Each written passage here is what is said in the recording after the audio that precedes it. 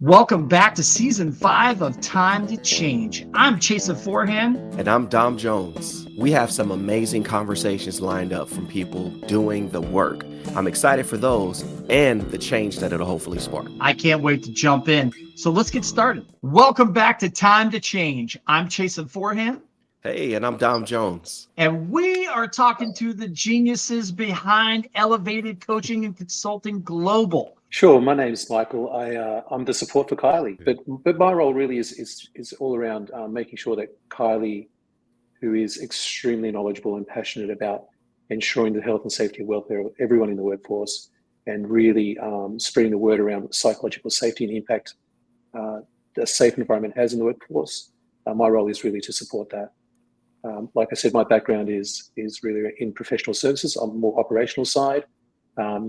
My skills are around the leadership development of teams and people, and organizational design. That's a great combination. It is. No wonder the two of you are so successful. It's like this is the yin and yang right here. There it goes. Yeah, powerful combination, and obviously critical work that you're doing. I know we're going to learn a bit more about what that practically looks like. I'm curious, maybe to kick things off, since you both used the term psychological safety. I think there are many variations of what we think that means. And certainly there are a lot of people in workplaces where they may not know what it means, but they know what it feels like to have it, and they know what it feels like to not have it.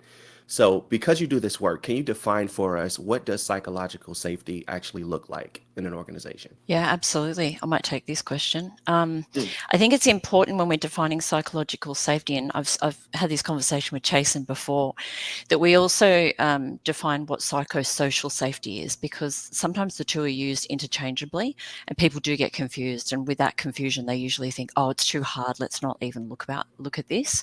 So psychological safety in the workplace is the right to feel safe at work, being able to speak up or speak out when you feel threatened or overwhelmed.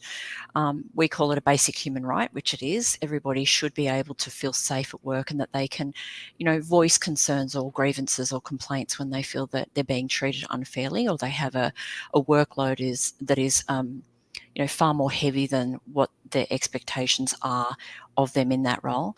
But it's also being able to do that and knowing you won't be punished or threatened or embarrassed when you speak up or out.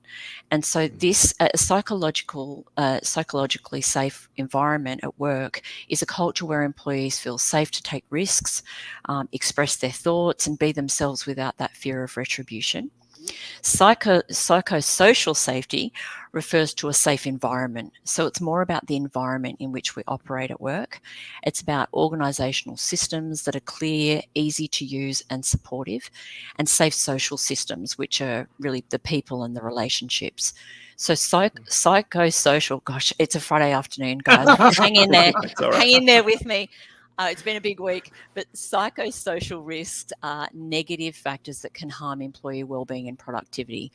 And usually, if they're not addressed, psychosocial hazards, they will eventually over time turn into psychological safety issues or psychological abuse, harm, and then injuries to employees. And I think the biggest problem is when leaders don't realize they need it. They are so blinded by what's the bottom line and how do we create more revenue, that they forget that people are what are driving that, and they've lost sight of how do we pour into our people in such a way that we create not only safe spaces but safe environments, and people feel like they can fail forward, they can bloom where they are. I was listening to something recently, and it was from Gary Vaynerchuk from VaynerMedia. This is a huge company. Lots of employees.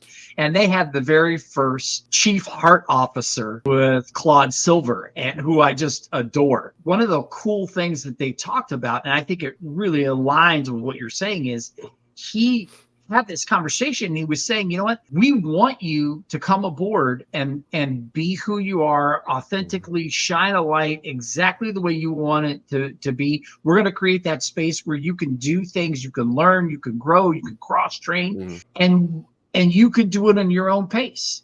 We just don't want you to get upset if someone else is going faster than you. Don't worry about it. Do what you want to do, and we're going to support you, and we're going to be there for you. And I thought that was fantastic to have companies even at that level that are like, look, we support you. You come in and you're going to grow however you want to. What would you say, if either one of you or both of you jump in, what would you say to someone who has come to the realization that they need this training or they need to take the steps, but they don't know what that first step is? Like, I don't even know what the first step is. I know I got a problem, but I don't know what it is. How do I start? Yeah, I think with anything like that, the first step is there's a saying, if you think it's expensive to hire a professional, wait till you hire an amateur. So the first thing to do is really find someone who knows how to help you, someone who's aligned to what you're doing. There really needs to be alignment between values. So don't just go out and find anyone. It's really find someone who understands where you are, what you want to do, and is aligned to who you are as a person and who the organization is. And from there, it's really time with each other and a lot of communication. Like in anything with leadership, anything with people, the more you communicate, the more often you communicate, the more timely it is, the better it will be. And for people who are really concerned about, I don't know how to create a socially safe and psychosocial safe environment in the workplace, or a psychologically safe environment in the workplace, I would recommend you try and meet up with a few people and see who you best click with, like with any kind of professional. And that would be the first step. The second step is, of course, take action. Do something. Do something. At least anything is better than nothing. Anything is better than nothing, right? How intuitive that you. Yeah, no, that's fantastic. I'm sorry for cutting you off. How intuitive that you said, though you're not going to just. A lot of people will be like, well, no, you should just come to us. Not everybody fits with everyone, and sometimes personalities don't work. The beautiful thing is that you care about actually helping people, and that shows in just that statement you just made. You're like, look, talk to a couple of different people. We would love to work with you and help you, but we may not be the right fit for you, and maybe somebody else. That to me speaks volumes. Yeah, it's really important for leaders to understand. You don't have to lead everyone either. So you lead the people who need to be led by you, who really resonate with you. So like you're leading your business, if you're bringing someone into your business, you want that person to really resonate with you and the team. It's very, very important. Otherwise, you're really not creating a safe environment. I am so thrilled to have you guys as partners, and we are so blessed to have Kylie on our board of directors. This has been Time to Change. I am Chasen Forehand. And I'm Dom Jones. And we will catch you next time. Thanks for showing up.